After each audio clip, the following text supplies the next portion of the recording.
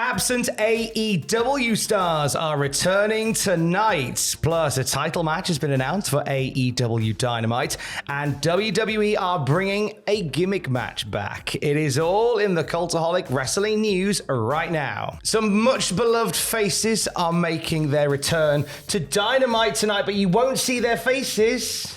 They've got masks on. Luchadores. We adore luchadors. We do. Last night, Tony Khan tweeted that in honor of the Day of the Dead, the Mexican holiday that pays respect and celebrates the lives of those past, a lucha three-way match between El Hijo del Vikingo, Penta, and Commander will take place they'll take place at the Dynamite tapings, but they will air on this week's Rampage. That's correct. Now, this is actually going to be, there's two returns in this three-way match. So Vikingo hasn't been seen since the ROH tapings in September. In between there, he suffered an injury that put him in question for quite a few other dates in the fall, as you say in America, of this year. There was reports of him taking a bump and then being in a wheelchair immediately afterwards. Oh, right. And but it's obviously, as you can tell, he's back up and running and he's all good. Also the return for Penta. We've not seen Penta on AEW TV since October the 18th, since he lost to Jay White on Dynamite. So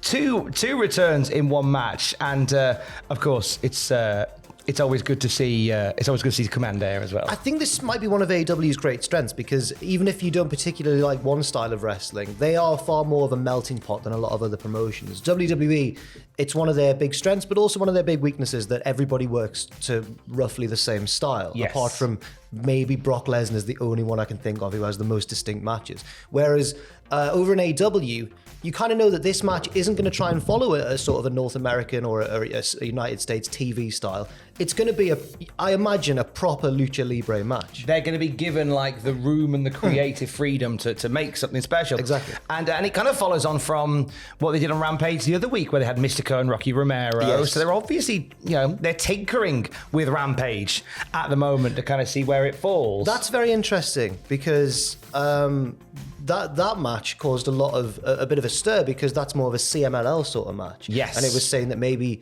AEW's partnership with AAA is no more. But this match would imply, and I don't exactly know the statuses of all three men involved, but I think this match feels a bit more AAA than it does CMLL. Well, it was reported a little while back that Tony Khan is attempting a relationship with CMLL and AAA simultaneously. He's playing with fire. A tricky partnership, as it was called by Dave Meltzer on Wrestling Observer Radio. So he's keen to try and, he could maybe bridge the gap here. He could be the David Hasselhoff that knocks down the Berlin Wall of wrestling. Potentially. Looking for freedom and all that. It was definitely David Hasselhoff that. Yeah. Don't Google it. Just checking. Also tonight on Dynamite, we have a title match announced. We do. Willow Nightingale is going to face Hikaru Shida for the AEW Women's Championship. Recently, there's been a bit of a storyline going on. Not a bit of a storyline, quite a major storyline, where Willow and Sky Blue have both been hit with the mist from Julia Hart. Sky Blue especially hasn't quite been the same since. Willow's been dressing a bit more gothic, but she also recently took issue, I think, on Collision with Sky Blue saying things along the lines of like, yeah, you're being a little bit weird, Sky. Like, what's going on? Sky Blue brushed her off and walked away. It's a tale as old as time. When a goth woman spits in your face, you're never quite the same. And that's exactly what has happened with Willow Nightingale. It's too early for that those sort of jokes. Oh my goodness me. So that continues tonight. The saga continues with Hikaru Shida in the mix as well. Now, also on Dynamite, Orange Cassidy is defending the AEW International title against Claudio Castagnoli. That could be a title change. Do you reckon? Maybe. If Moxley isn't around, give it to another member. Or if he can't regularly compete again yet, give it to another member of the BCC. Give it to Claudio.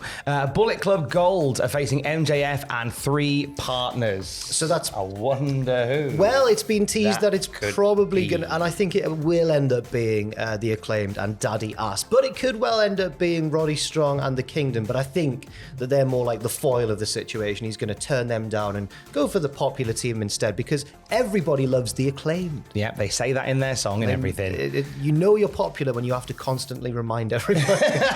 No, they are. They're very popular. They're very popular indeed. The Golden Jets, Kenny Omega and Chris Jericho facing Matt Menard and Angelo Parker. Cool hand. Don Callis says that if the former JAS get the job done, then maybe he'll give them a hand. Maybe he'll welcome them into his family. But given the names involved, I feel like this is going to be a win for Jericho and Kenny. And, of course, because there's a Y in the day, Tony Khan makes an important announcement.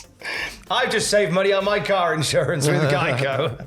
What's it gonna be? It could be anything, and it could be nothing. Yeah. And that's the gamut that we run with important announcements from Tony Khan. Yeah. It could be we're doing a show on the moon. It could be we've raised 50 quid for that dog over there. Yeah. Like it could be anything. I would have guessed maybe a show announcement, but they have only just recently announced that show on December 30th, I think it is. So maybe they wouldn't make another one so soon. But as you say, we're happy to announce we're running smaller venues. It could be literally anything.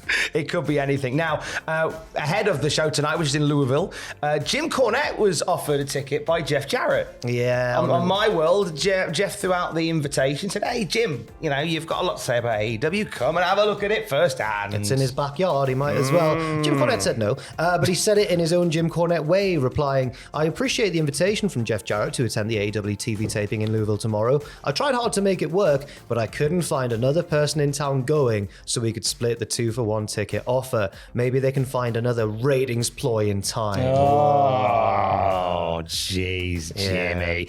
Hey, Jimmy. Talking of invitations, I didn't put this in the notes, so we're going to busk it. Royal Rumble next year, right? Cultaholic teaming up with Hooked on Wrestling. We're gonna be in London. We're gonna be down in London for a Royal Rumble watch party. It's a big party. It's a big old party with our friends at Hooked on Wrestling. Tickets went on sale this morning. It's for Hooked on Wrestling parties up and down the country. Find one near you, get yourself a ticket, or come join us down in London at Box Park in Wembley for our Hooked on Wrestling Royal Rumble party. Not just the Cultaholic lads, not just the wonderful people at Hooked on Wrestling, but flipping the Shockmaster himself, Yes. Typhoon, Yes. Tugboat. He's going to be there. Fred Ottman's going to be there.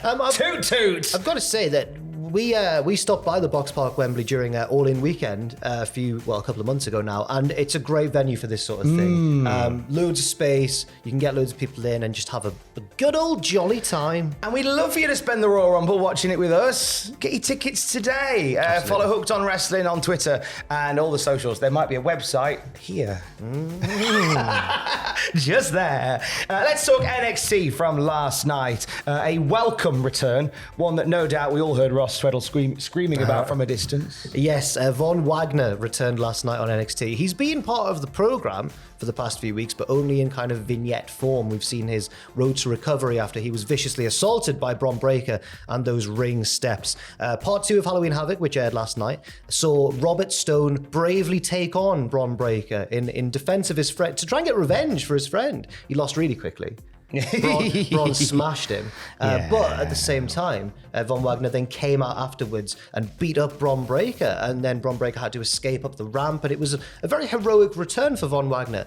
But it's not all good news. No, he's not 100% cleared to return yet. He's still not at full optimum health. But regardless, it looks like him and Braun have a date with destiny once again. There was a weird backstage segment after this segment where backstage Von is saying to Robert Stone, get me a match with Bron Breakker. I want to batter Give me a match. I want to light this candle. Yes. And Robert Stone goes, no, you're not fully cleared to compete yet. You can't do that. And Von gets really angry and then starts selling his head and goes, and Robert Stone goes, are you okay? And Von goes, yeah, but just get me the match. And Robert Stone, despite that just having happened and just having said no, he goes, okay. I mean, why would you? You've just seen, you already didn't want to. You've seen more evidence to reinforce your decision, but you've gone, okay then, I will do. I think Mr. Stone is going to leave Von Wagner. Don't say such things. I think Mr. Stone is going to align with Bron Breakker. He's his only friend. You can't. No.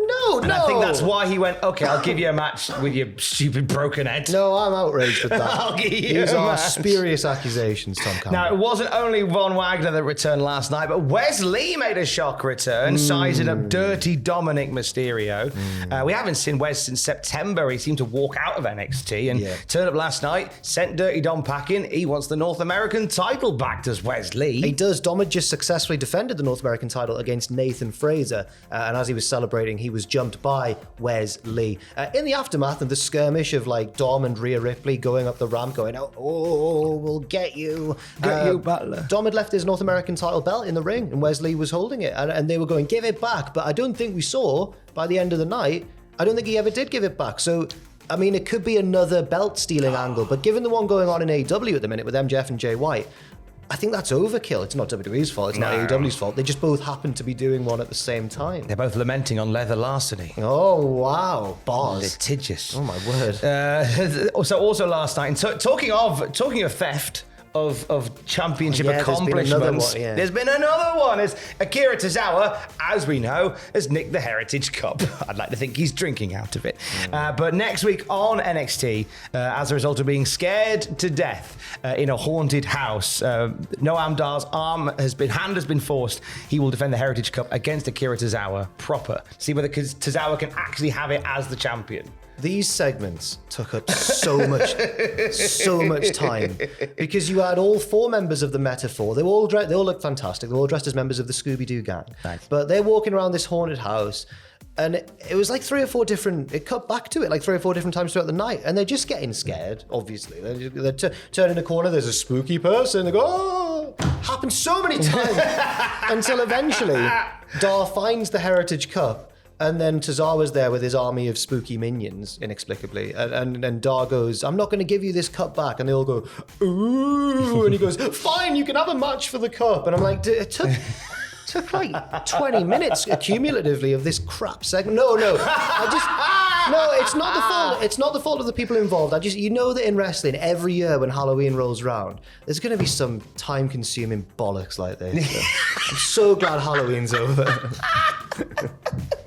Sorry, Tom. I had a lot to get off my chest there. Do you feel better for that? Yeah, I enjoyed. I went to a party for Halloween and everything. I was having a good time, but it's just. But when I stop having a good time, everyone should stop having a good time. When Jack's fun stops, stop. Yes, absolutely. The other big thing coming out of Halloween Havoc was the announcement of a gimmick match returning for WWE. Yes, very nice indeed. It's going to be the return of the Iron Survivor Challenge. Booker T said on commentary, "It's my favorite time of year." He loves it. But the Iron Survivor Challenge is kind of similar to a championship scramble match mixed with an Iron Man stipulation. You've got every fall you get, kind of mixed with King of the Mountain a little bit as well, but without the hooking of the belt. Yeah, the penalty box thing. Yeah, every fall that you get is 1 point on your total, but if you take a fall, then you've got to spend a certain amount of time in the penalty box, and whoever's got the most falls at the end, or the most points at the end of the match wins.